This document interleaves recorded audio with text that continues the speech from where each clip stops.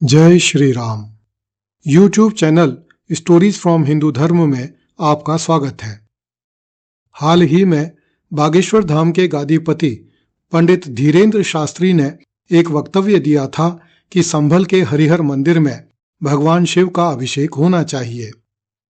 बरजिंदर परवाना नामक एक सिख अतिवादी ने समझा कि पंडित धीरेन्द्र शास्त्री ने अमृतसर के स्वर्ण मंदिर में शिवजी का अभिषेक करने की बात कही है, जिसे हर मंदिर भी कहा जाता है। उसने कहा कि वह धीरेन्द्र शास्त्री को जान से मार डालेगा। वर्तमान समय में बरजिंदर परवाना जैसे सैकड़ों अथवा हजारों सिख अतिवादी हैं जो हिंदू धर्म को सिख धर्म से अलग समझकर इस तरह की हरकतें कर रहे हैं। इन आतंकवादियों को कनाडा, अमेरिका एवं पाकिस्तान में बैठी हुई भारत विरोधी शक्तियों से फंड तथा एजेंडा दोनों मिलते हैं, जिनके कारण ये अतिवादी लोग कोई काम करके रोजी रोटी कमाने एवं अपने परिवारों को सुख शांति के मार्ग पर ले जाने की बजाय इस तरह की हिंसात्मक कार्यवाहियों, धमकियों एवं बयानों से देश में घृणा फैलाने का काम करते हैं। उनकी इन हरकतों से ही हिंदू और सिख एक दूसरे को शंका की दृष्टि से देखने लगते हैं। होना तो यह चाहिए कि सिख अतिवादी इस बात पर विचार करें कि हिंदुओं का हरिहर मंदिर तथा सिखों का हर मंदिर कितने मिलते जुलते नाम हैं तथा इस बात के जीते जागते प्रमाण हैं कि हिंदू और सिख एक ही हैं, वे अलग अलग नहीं हैं। सिख अतिवादी 80 के दशक में हुए जनरल सिंह भिंडरवाला के समय से सिख धर्म को न केवल हिंदू धर्म से अलग धर्म के रूप में प्रचारित कर रहे हैं, अपितु इस तरह का विष उगल रहे हैं जिससे यह लगता है कि इन दोनों धर्मों में कोई जन्मजात का वैर है। कनाडा में जिस तरह से सिख अतिवादियों ने खालिस्तान की स्थापना के नाम से अपना अड्डा जमाया है और कनाडा के प्रधानमंत्री ट्रूडो जैसे पॉलिटिशियंस ने उन्हें धन, शक्ति एवं समर्थन दिया है, उनसे इन अतिवादियों को लगता है कि वे सचमुच एक दिन खालिस्तान बना लेंगे, ठीक वैसे ही जैसे जिन्ना ने पाकिस्तान बना लिया था। यह निश्चित है कि सिख अतिवादी अपना पेट पालने के लिए हिंसा के जिस मार्ग पर चल रहे हैं, वह मार्ग आगे जाकर काली धुंध में विलीन हो जाता है। गुरु नानक के सम्मान में एक भजन गाया जाता है कि सतगुरु नानक प्रगटिया मिटी धुंध जब चानन होया, अर्थात जब गुरु नानक का प्राकट्य हुआ तो संदेहों की सारी धुंध नष्ट हो गई और चारों ओर प्रकाश हो गया। सिख अतिवादियों को अपने परिवार वालों के बीच में बैठकर यह सोचना चाहिए कि वे हिंसा और घृणा के जिस मार्ग पर चल रहे हैं, क्या उससे उन्हें तथा उनके परिवार को कभी कोई प्रकाश मिल सकेगा। विगत 1400 साल से संसार भर में जिस तरह से इस्लाम के नाम पर आतंकवादी मानवता के शत्रु हुए बैठे हैं तथा हिंसा का नंगा नाच कर रहे हैं, क्या सिख अतिवादी अपने समाज को उसी मार्ग पर ले जाना चाहते हैं? क्या सिख अतिवादियों को गुरु नानक की यह बात कभी याद आती है? नानक दुखिया सब संसारा। यह सारा संसार दुखों से भरा पड़ा है। संसार में दैहिक, दैविक और भौतिक 3 प्रकार के दुख व्याप्त हैं। मनुष्य का पूरा जीवन इन तीनों दुखों से लड़ने में ही बीत जाता है। इन दुखों से लड़ने के लिए एक मनुष्य को दूसरे मनुष्य का साथ, विश्वास, प्रेम और सहयोग चाहिए, किंतु जब मानव का शत्रु होकर जिएगा तो दैहिक, दैविक और भौतिक तीनों प्रकार के दुख हजार हजार गुना होकर इंसानों को सताएंगे।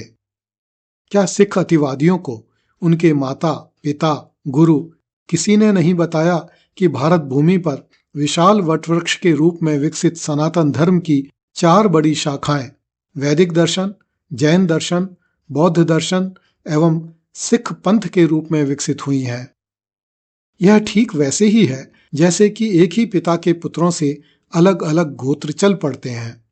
क्या वे पुत्र आपस में एक दूसरे को मारने की धमकी देते हैं? हिंदू भी एक ओमकार को मानते हैं, सिख भी एक ओमकार को मानते हैं। हिंदू भी विष्णु की पूजा पुरुषोत्तम के रूप में तथा शिव की पूजा महाकाल के रूप में करते हैं। गुरु नानक ने भी अकाल पुरुष को चरम सत्य माना है, जिसने प्रकृति, माया, मोह, गुण, देवता, राक्षस और सारा जगत बनाया है।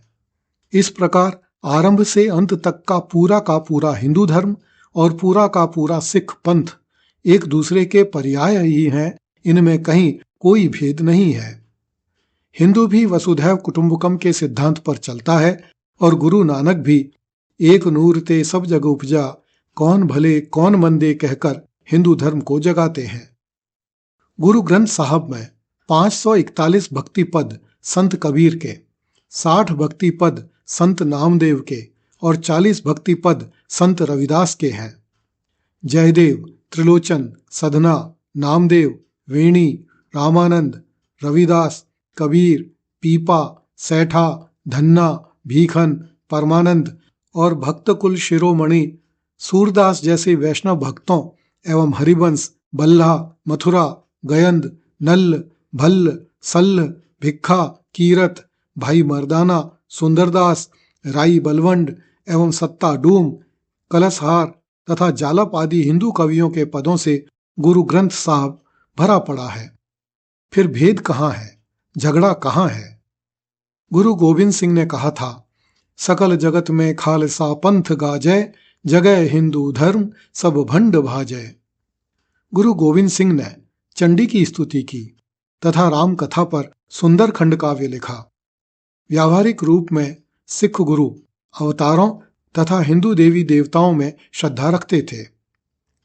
सिख ग्रंथों में लिखा है, राम कथा जुग जुग अटल, जो कोई गावे नेत, स्वर्गवास रघुवर कियो, सगली पुरी समेत। भारत की आजादी के समय सिखों ने अपने प्राणों की बाजी लगाकर अपने उन पड़ोसियों एवं सगे संबंधियों के प्राणों की रक्षा की जो सिख नहीं थे, हिंदू थे। हिंदुओं ने भी सिखों के लिए अपनी जान की बाजी लगाई। उस समय पंजाब के हर घर में एक लड़का सिख होता था तो दूसरा लड़का हिंदू। भारत की आजादी के बाद सिखों को सरदार जी और सरदार साहब कहकर आदर दिया जाता था। सिख भारत के प्रधानमंत्री बने, राष्ट्रपति बने, गृह मंत्री, वित्त मंत्री और विदेश मंत्री बने। सिख तीनों सेनाओं के अध्यक्ष रहे, पंजाब प्रांत में मुख्यमंत्री रहे। सिख योजना आयोग और वित्त आयोग के अध्यक्ष बने, चेयरमैन रेलवे बोर्ड बने।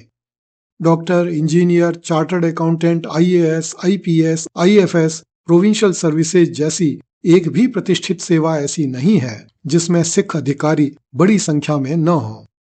फिर भेद कहाँ है, झगड़ा कहाँ है?